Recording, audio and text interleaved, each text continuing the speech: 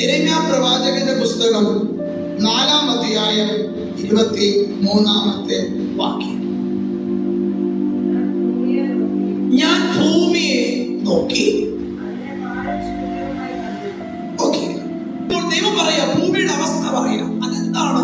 പാഴും ശൂന്യമായി കിടക്കുന്നത് കണ്ടു. പാഴും ശൂന്യമായി കിടക്കുന്ന ഒരവസ്ഥ, ദൈവത്തിന് ഉപയോഗിക്കുവാൻ കൊള്ളാത്തവണ്ണം പാഴായി കിടക്കുന്ന ഒരവസ്ഥ. ദൈവം ഉപയോഗിക്കാവുന്ന രീതിയിൽ കൊള്ളാവുന്ന ഒരു വസ്തുവായിട്ട് ദൈവത്തിന് കാണാൻ കഴിയുന്നില്ല എന്ന് പറഞ്ഞാൽ, ഭൂമിയെ നോക്കിയിട്ട് എന്തോ, ഈ ഭൂമിക്കകത്ത് ഞാൻ ചിലത് ചെയ്യാൻ ആഗ്രഹിക്കുന്നു. ഈ ഭൂമി മനുഷ്യന് പാർക്കുവാൻ വേണ്ടി, ഈ ഭൂമിയിൽ ചില ജീവജാലങ്ങളെ സൃഷ്ടിക്കുവാൻ വേണ്ടി ഞാൻ നോക്കി. പക്ഷേ ഞാൻ ആഗ്രഹിച്ച ഒരു രീതിയിലല്ല ഈ ഭൂമി ഇപ്പോ കിടക്കുന്നത്. എങ്ങനെ കിടക്കുന്നത്? അതൊരു പാഴും ശൂന്യമായി എന്ന് പറഞ്ഞാൽ, ആ പാഴായ സാധനം ഉപയോഗിക്കുവാൻ കൊള്ളരുതാത്ത ഒരനുഭവത്തിലാണ് ഭൂമി കിടക്കുന്നത്. നമ്മുടെ വീട്ടിനകത്തേക്ക് ദൈവം നോക്കുകയാണ്. ദൈവം നോക്കുമ്പോൾ ദൈവത്തിന് ഉപയോഗിക്കുവാൻ കൊള്ളാവുന്ന ഒരു ഭവനമാണോ നിന്റെ ഭവനം? ഹലോ, ഞാൻ ബാക്കി ക്ലിയറാണോ? ദൈവം നോക്കുന്നോ, നീ പാഴായി തീരാനല്ല, നീ ശൂന്യതയിലേക്ക് പോകാനല്ല. ദൈവം നിന്നെ വിളിച്ചത് നീ ശൂന്യ അനുഭവം, നീ നശിച്ചു പോകാനല്ല. ദേശത്തിന്റെ നടുവിൽ നിന്റെ ജീവിതത്തെ ഒരു പാഴായി കാണാനല്ല ദൈവം ആഗ്രഹിച്ചത്. ദൈവം നമ്മളെ ശ്രേഷ്ഠതയാക്കി തീർക്കാൻ ആഗ്രഹിക്കുന്നത്. നീ ദേശത്തിന്റെ നടുവിൽ ഈ പുസ്തകം എടുത്തിറങ്ങിയ നീ ഒരു പാഴിന്റെ അനുഭവം, ഒരു ശൂന്യതയുടെ അനുഭവം എന്ന് പറഞ്ഞാൽ, ദേശത്തിന്റെ നടുവിൽ ഒരു ഉയർച്ച ലഭിക്കാൻ കഴിയാതെ, വേണ്ട വിധത്തിൽ ഒരു സൗഖ്യം ലഭിക്കാൻ കഴിയാതെ, അടിമയിൽ നിന്നും വീണ്ടും അടിമയിലേക്ക് പോകാനാണോ ദൈവം നിന്നെ വിളിച്ചു വേർതിരിച്ചത്? ദൈവം നോക്കുക, നീ ദൈവത്തിന്റെ പാദപീഠത്തിൽ വന്ന എന്തിനാ? ദൈവമുണ്ടെന്നും ആ ദൈവം എന്റെ ജീവിതത്തിൽ പ്രവർത്തിക്കുമെന്നും വിശ്വസിച്ചുകൊണ്ടല്ലേ? അതേ ദൈവം നിന്നോട് നോക്കുക, നമ്മളോട് ചോദിക്കുക. ദൈവം നോക്കിയപ്പോ എന്തുവാ? നിന്റെ ജീവിതത്തിനകത്തൊരു പാഴായ ഒരു അനുഭവം, ആത്മീയത്തിനൊരു ഉറപ്പില്ല, വിശ്വാസത്തിനൊരു ഉറപ്പില്ല. മക്കൾ, നിങ്ങളൊരു കാര്യം മനസ്സിലാക്കണം, ദൈവത്തിന് പ്രവർത്തിക്കാൻ ആഗ്രഹമുണ്ട്. പക്ഷെ നീ ഒരുങ്ങേണ്ടവണ്ണം ഒരുങ്ങുന്നത് വരെ ആ പ്രവൃത്തി നിന്റെ ജീവിതത്തിൽ നടക്കില്ല. വീണ്ടും ആ വാക്യം വായിച്ചു.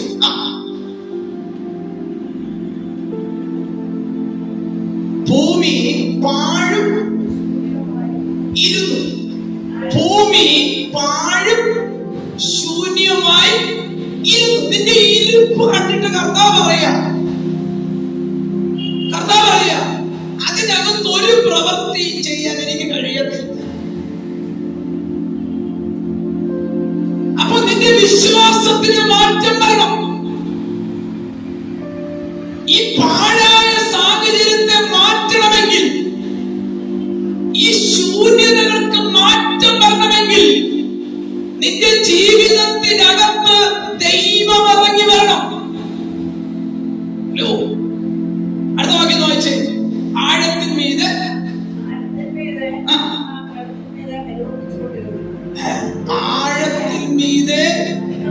ഇരുളുണ്ടായിരുന്നു. ആ പാഴ് അല്ലെങ്കിൽ ശൂന്യതകളെ മാറ്റാതിരിക്കാൻ, അവിടെ ഒരു ദൈവപ്രവൃത്തി നടക്കാതിരിക്കാൻ, അപ്പോൾ ശ്രദ്ധിക്ക്, അതിനെ തടയുന്ന നീ വിചാരിക്കും എത്ര പ്രാർത്ഥിച്ചിട്ട് എന്താ ഇതൊന്നും മാറാത്തതല്ല. പ്രാർത്ഥിക്കേണ്ടവണ്ണം, അറിയേണ്ടവണ്ണം, ഏറ്റെടുക്കേണ്ടവണ്ണം, വില കൊടുക്കേണ്ടവണ്ണം നീ ദൈവത്തിന് വില കൊടുക്കുന്നത് വരെ ആ ഇരുളിന്റെ വിട്ടുപോകില്ല. സ്വതന്ത്രം സ്വതന്ത്രം. നിങ്ങൾ ശ്രദ്ധിക്കുക, രണ്ട് സാഹചര്യം. ഒരു ഭാഗത്ത് ഇരുട്ടുണ്ട്, അടുത്ത വാക്യം വെച്ച് ഇരുളുണ്ടായിരുന്നു, ദൈവത്തിന്റെ ആത്മാവ് ഗ്ലോറി. ഒരു ഭാഗത്ത് ഇരുളുണ്ട്, മറുഭാഗത്ത് ദൈവാത്മാവ് നിൽപ്പുണ്ട്.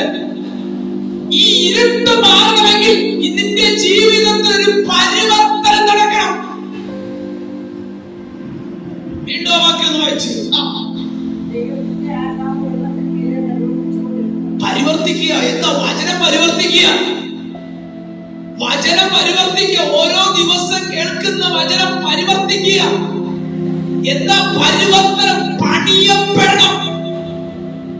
പാഴായി കിടക്കുന്നതിന്റെ സാഹചര്യം പണിയപ്പെടണം. ദൈവത്തിന് കൊള്ളാവുന്നവനായി തീരണം.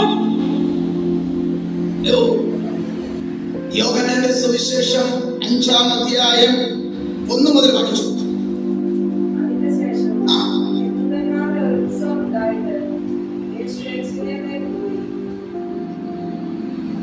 വായിച്ചു.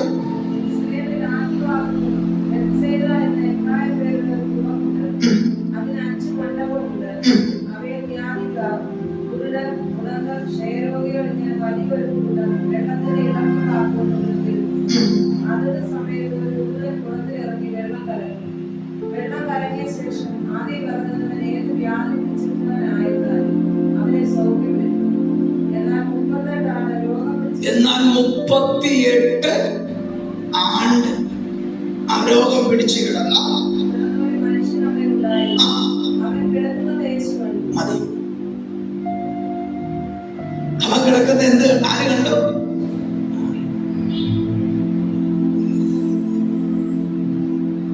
കുളത്തിലെ വെള്ളം കലക്കിയ അതിലാദ്യം ഇറങ്ങുന്നവൻ എന്ത് സംഭവിക്കും? സൗഖ്യം വരും. പക്ഷെ ആ കുളത്തിനകത്ത് ഇറങ്ങണം. ഈ പാഴും ശൂന്യതയും മാറണമെങ്കിൽ പരിവർത്തിച്ചുകൊണ്ടിരിക്കുന്ന ദൈവത്തിന്റെ ആത്മാവ് നിന്റെ മേൽ പരിവർത്തിക്കണം. ഈ ഭൂമിയുടെ മേൽ പരിവർത്തിക്കണം. നമ്മൾ വായിച്ച വാക്യം ഇങ്ങനെ പറയുന്നു, ആഴത്തിൽ മീതെ ഇരുളുണ്ടായിരുന്നു. ഇവിടെ നോക്കിക്കേ, ഇവൻ 38 ആണ്ടായി. ഇവന്റെ മുമ്പിൽ ഒത്തിരി പേര് സൗഖ്യമാകുന്നുണ്ട്. ഒരുപാട് പേര് ഇറങ്ങി വെള്ളത്തിൽ ഇറങ്ങി സൗഖ്യം പ്രാപിച്ച് കടന്നു പോകുന്നു. പക്ഷെ 38 വർഷമായിട്ടും ആ സൗഖ്യത്തിന്റെ അടുക്കൽ പോലും എത്താൻ കഴിയാതെ, ഒരു വിടുതൽ അനുഭവിക്കാൻ കഴിയാതെ, ഒരു കെട്ടപ്പെട്ട അനുഭവത്തിൽ അവൻ കിടക്കുകയാണ്. ഹലോ, പാരമ്പര്യം പറയുവാണെങ്കിൽ അവനവിടുത്തെ മൂപ്പൻ, പാരമ്പര്യം പറയുവാണെങ്കിൽ അവനവിടുത്തെ കൺട്രോളർ. പക്ഷെ പാരമ്പര്യം പറഞ്ഞിരുന്ന പ്രവൃത്തി വെളിപ്പെടില്ല മക്കളെ. ഒത്തിരി അനുഭവങ്ങൾ പറയാൻ കാണും, ഒത്തിരി രോഗികളെ കുറിച്ച് പറയാൻ കാണും, ഒത്തിരി ഒരുപാട് സംസാരിക്കാൻ അവന് കഴിയണം. 38 വർഷത്തെ കാര്യങ്ങൾ അവന് പറയാൻ കാണും. പക്ഷെ യേശു അവനോട് ഒരു കാര്യമേ ചോദിച്ചു. വരുന്നവരോടെല്ലാം പറഞ്ഞെന്തുവാ? ഞാൻ ഇത്ര വർഷമായി പെന്തിക്കോസിൽ ഇറങ്ങിയിട്ട്, ഇത്ര വർഷമായി ഞാൻ ആരാധനയ്ക്ക് ഇറങ്ങിയിട്ട്. മക്കളെ ശ്രദ്ധിക്ക്, നീ ഇത്ര വർഷമായിട്ടും നിന്റെ ആ രോഗം മാറിയോ? നിന്റെ കിടത്തം മാറിയോ?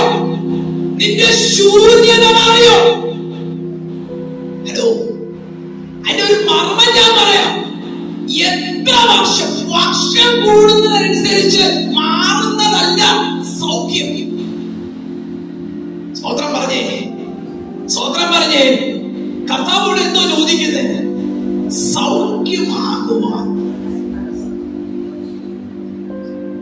ഒരു സൗഖ്യം പ്രാപിക്കാൻ വേണ്ടിയാ നമ്മൾ ഈ ആലയത്തിൽ വന്നത്. എന്റെ ശൂന്യതകൾ മാറണം. എന്റെ വീട്ടിനകത്ത് കിടക്കുന്ന പാഴായി കിടക്കുന്ന ദൈവത്തിന് ഉപയോഗമില്ലാതിരിക്കുന്ന എന്റെ ഭർത്താവിനെ, ദൈവത്തിന് ഉപയോഗമില്ലാതെ കിടക്കുന്ന എന്റെ മകനെ, ദൈവത്തിന് ഉപയോഗമില്ലാതെ കിടക്കുന്ന എന്റെ കുടുംബത്തെ ദൈവത്തിന് ഉപയോഗമുള്ളതായി തീരണം. Oh Jesus, Jesus. ഉപയോഗമില്ലാത്തത് കിടക്കുന്നതിനെ ഉപയോഗമുള്ളതാക്കി തീർക്കണമെങ്കിൽ അത് ദൈവത്തിന്റെ ആത്മാവിന് മാത്രമേ കഴിയത്തുള്ളൂ. ഇന്ന് പകൽക്കാലം ഞാനൊരു ദൂത് പറയാം. നിന്റെ വിഷയത്തിന് പരിഹാരം വരുത്തണമെങ്കിൽ, നിന്റെ വിഷയത്തിനകത്തൊരു മാറ്റം ധരിക്കണമെങ്കിൽ, നിന്റെ ഹൃദയത്തിനകത്ത് ഇന്ന് പകൽ ഉറപ്പിക്കണം. ആ സ്വർഗീയ പിതാവാകുന്ന ദൈവത്തിന്റെ ആത്മാവിന്റെ ഒരു പരിവർത്തനം നിന്റെ വീടിനകത്തൊന്ന് സംഭവിക്കട്ടെ. ഓ ദൈവത്തിന് മഹത്വം, ദൈവത്തിന് മഹത്വം, ദൈവത്തിന് മഹത്വം, ദൈവത്തിന് മഹത്വം. ഇന്ന് പകൽക്കാലം ഒരു പരിവർത്തനം നടക്കട്ടെ.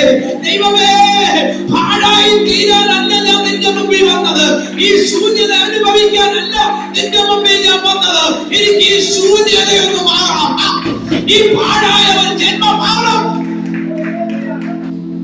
കർത്താവിനെ ആരാധിക്കാൻ ഇറങ്ങി തിരിച്ചിട്ട് നിന്റെ ജീവിതത്തിനകത്തൊരു ചേഞ്ച് വന്നിട്ടുണ്ടോ?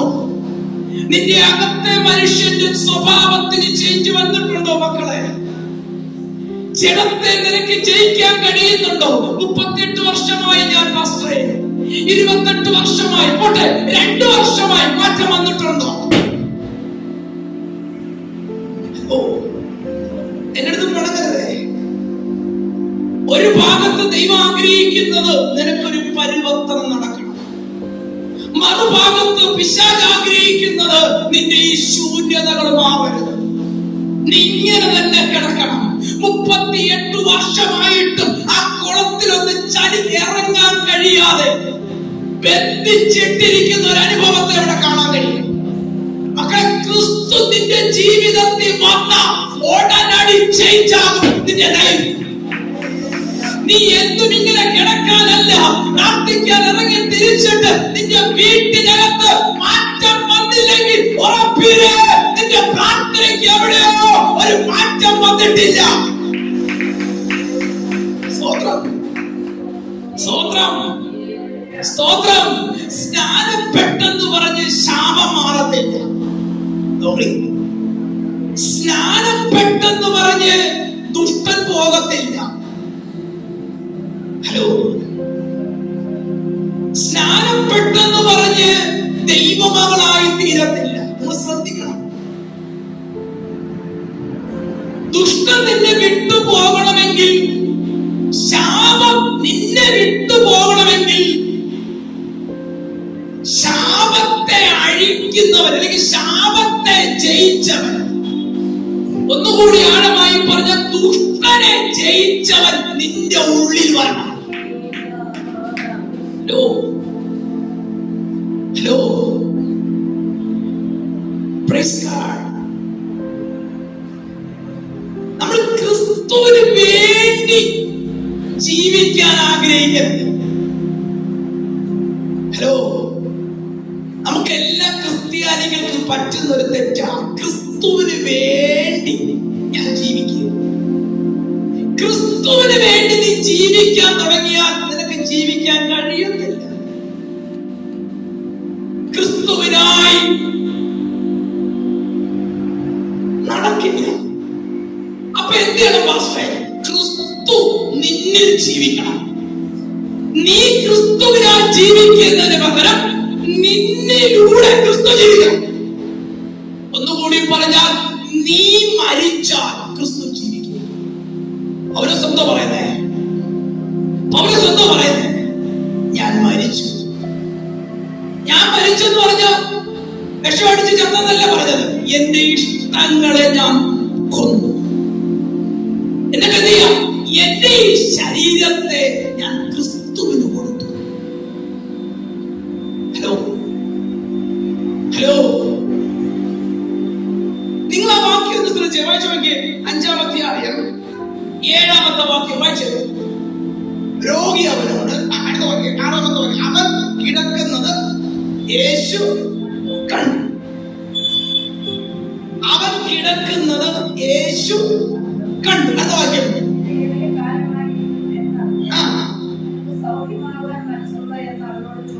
അടുത്ത വാക്യം.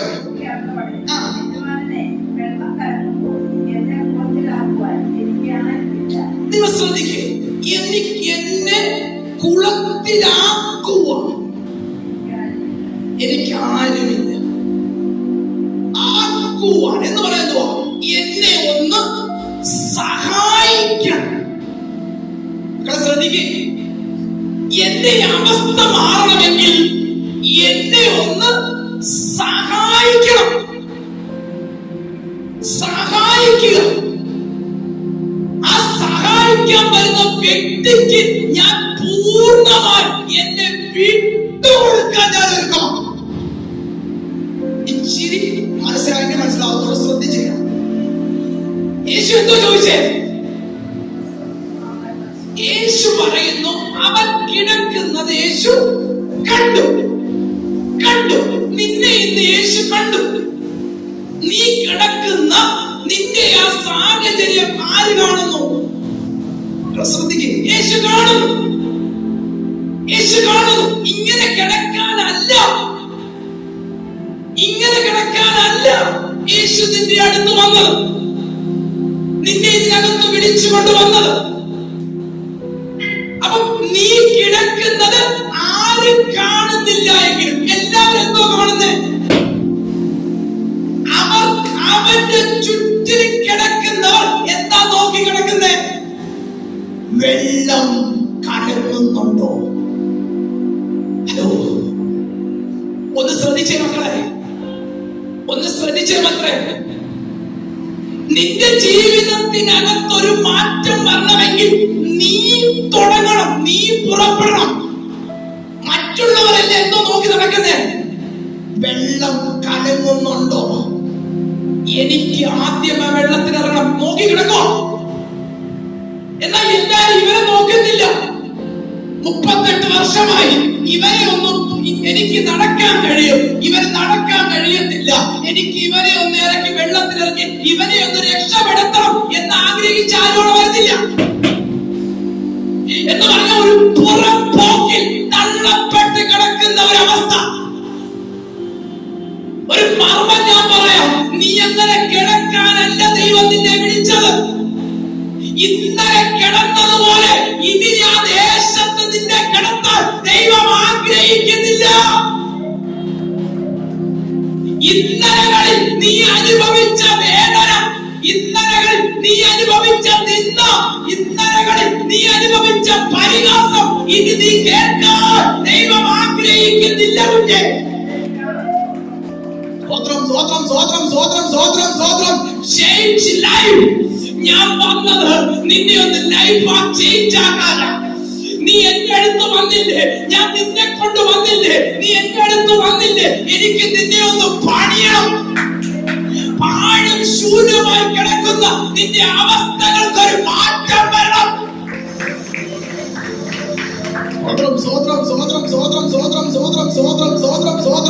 ഇന്ന് പകൽക്കാലം മറന്നു പോകരുത്. പരിശുദ്ധാത്മാവ് നിന്നെ നോക്കി പറയുക, നീ ഇങ്ങനെ കിടക്കേണ്ടവനല്ല, ഇങ്ങനെ നിൽക്കേണ്ടവനല്ല, ദേശത്ത് നിന്നെ അനുഭവിക്കേണ്ടവന് കുടുംബമല്ല.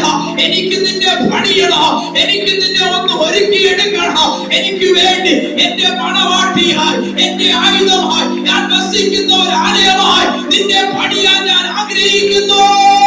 അതിനുവേണ്ടി ഞാൻ നിന്നെ തെരഞ്ഞെടുത്തതാ. അവൻ കിടക്കുന്നത് ഒരു നിമിഷം, നീ കിടക്കുന്നത് നാട്ടുകാരെ കാണേണ്ട കാര്യമല്ല. പക്ഷെ നിങ്ങൾ ശ്രദ്ധിച്ചേ, നിങ്ങളെപ്പോഴും ചിന്തിക്കുന്നത് നിന്റെ അവസ്ഥ മറ്റുള്ളവർ കാണുന്നുണ്ടോ? എന്റെ കൂടപ്പുറപ്പുകൾ കാണുന്നുണ്ടോ? ഹലോ, എന്റെ ചാർച്ചക്കാര് കാണുന്നുണ്ടോ? അവരാര് കണ്ടാലും ഈ അവസ്ഥയ്ക്ക് മാറ്റം വരത്തില്ല മക്കളെ. ഈ അവസ്ഥയ്ക്ക് മാറ്റം വരണമെങ്കിൽ കാണണം. ഇന്ന് പകൽക്കാലം ഒരു ദൂത് പറയാം, നിന്നെ കാണേണ്ടതുപോലെ ദൈവം ഒന്ന് കാണണം. സ്വതന്ത്രം സ്വതന്ത്രം സ്വതന്ത്രം സ്വതന്ത്രം. എന്താ ലൈഫ് മാറാത്തത്? എന്താ ചിലത് വിട്ടു പോകാത്തത്? എന്താ വേണ്ട വിധത്തിൽ ഒരു നന്മ പ്രാപിക്കാൻ കഴിയാത്തത്? ക്രിസ്തുവിൽ കർത്താവിൽ കാണേണ്ടതുപോലെ നിന്നെ കാണാൻ കഴിയാത്തത് കൊണ്ടാണ്. അതിന്റെ അർത്ഥം ദൈവം ആഗ്രഹിക്കുന്നത് പോലെ നീ അവന്റെ കൈകളിൽ നിന്നെ ഏൽപ്പിക്കാത്തത് കൊണ്ടാണ്. അവൻ എത്ര നാളായതാ? ഏറെ കാലമായി ഈ കിടപ്പ്, വർഷങ്ങളായി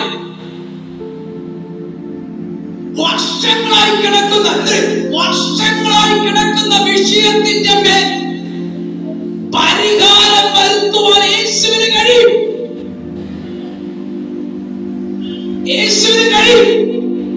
പക്ഷെ യേശു അതൊന്നും അല്ല ചോദിക്കുന്നത്. നിനക്ക് മനസ്സുണ്ടോ? അതിന്റെ അർത്ഥം എന്തെന്നറിയോ കുഞ്ഞുങ്ങളെ? നിനക്ക് ഈ സ്ഥലം വിടാൻ മനസ്സുണ്ടോ? നീ പിടിച്ചു വച്ചിരിക്കുന്ന ചില പാരമ്പര്യങ്ങളെ വിടാൻ മനസ്സുണ്ടോ? നീ അവകാശമെന്ന് പറയുന്ന ചില ബന്ധങ്ങളുണ്ടല്ലോ, അതൊന്ന് വിടാൻ മനസ്സുണ്ടോ? നിന്റെ കിടത്തം എന്ന് പറഞ്ഞാൽ നിന്റെ ഇന്നലെ വരെ കിടന്ന സാഹചര്യം ഒന്ന് വിടാൻ മനസ്സുണ്ടോ? ഹലോ ഹലോ ഹലോ, നിന്റെ ജീവിതത്തെ എനിക്കൊന്ന് വിട്ടു തരാൻ നിനക്ക് മനസ്സുണ്ടോ? ഒത്തിരി ചോദ്യം ഉണ്ടോ? ചുമ്മാതെ ഒന്നും കർത്താവ് പ്രവർത്തിക്കുന്നില്ല എന്ന് പറഞ്ഞാൽ ഇവൻ സഹായിക്കാൻ വരുന്നിടത്തെല്ലാം ഇവൻ ചരിത്രം. ഇവനെ സഹായിക്കാൻ വരുന്നവർ ഇവൻ മുമ്പിൽ ഇവൻ എന്തോ പറയും? ഇവൻ വലിയ ആളാണ്. ഞാൻ ഇത്രയും വർഷമായി, ഞാൻ 38 വർഷമായി. ഞാൻ വന്നപ്പോൾ ആ കുളത്തിന്റെ അവിടെ ആ മൂല പൊട്ടിയിരുന്നില്ല. ഞാൻ വന്നപ്പോൾ അവിടെ ഇന്നവരെ കിടന്നു. ഞാൻ വന്നപ്പോൾ ഇന്നവൻ എന്റെ കൂടെ ഉണ്ടായിരുന്നു.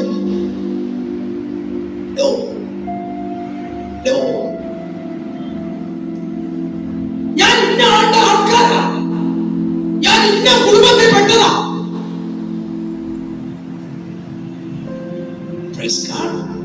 എനിക്ക് ഇന്നതൊക്കെ ഉണ്ടായിരുന്നു. എന്റെ പാരമ്പര്യം അറിയാമോ? കിടത്തം നോക്കി വാക്ക് നോക്കിയ രണ്ടും രണ്ടാണ്. വാക്കിനകത്ത് ഉയർച്ചയുടെ വാക്ക്, പക്ഷെ കിടത്തം ഒറ്റ ശൂന്യത നിറഞ്ഞ. അതുകൊണ്ടാണ് യേശു പറഞ്ഞത്, ഇവന്റെ വാക്ക് കേട്ടാ ഇവന് സൗഖ്യം വേണ്ട. ഇവൻ ചിലങ്ങനെയാണ്. ചില പാരമ്പര്യം പറയുന്നു, നടന്നില്ലെങ്കിൽ നടന്നില്ലെന്നേ ഉള്ളൂ. കർത്താവ് നിന്നോട് ചോദിക്കുന്നു, നിന്നെ എനിക്ക് പൂർണ്ണമായിട്ടൊന്ന് വിട്ടു തരാമോ? സ്വതന്ത്രം. അത് പൂർണ്ണമായിട്ട് വിട്ടു കൊടുക്കാത്തത് കൊണ്ടാ ഇന്നും ആ കിടപ്പവിടെ കിടക്കുന്നത്. നിങ്ങൾക്ക് മനസ്സിലായില്ല? ഒന്നുകൂടി എന്റെ പൊരുൾ മനസ്സിലാക്കാം. വീണ്ടും വായിച്ചാൽ വാക്യം. ഇവനേറെ കാലമായി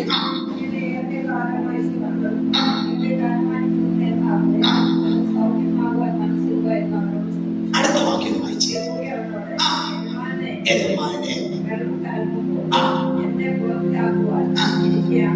മതി, എനിക്ക് ആരുമില്ല. അവ സത്യവും പറഞ്ഞ്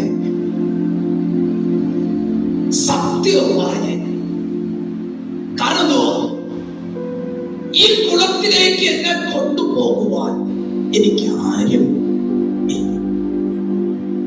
പക്ഷെ സ്വർഗത്തിലെ ദൈവം പറയുന്നു, ഞാൻ നിന്നെ കുളത്തിലാക്കാം.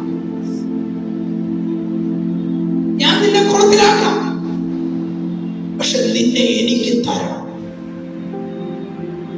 മനസ്സോടെ നിന്നെ എനിക്ക് തരണം. നിന്നെ എനിക്ക് തന്ന പിന്നെ ഞാനായിരിക്കും നിന്നെ കൺട്രോൾ ചെയ്യുന്നത്. നീ പഴയതൊന്നും എടുക്കരുത്. നീ പഴയത് പറഞ്ഞ് നടക്കരുത്. നീ ഈ സ്ഥലം വിട്ടോ. സത്യം അറിഞ്ഞാൽ സത്യം വിട്ട് നീ മാറരുത്. ഹലോ ഹലോ വായിച്ച വാക്യം 8-ാമത്തെ വാക്യം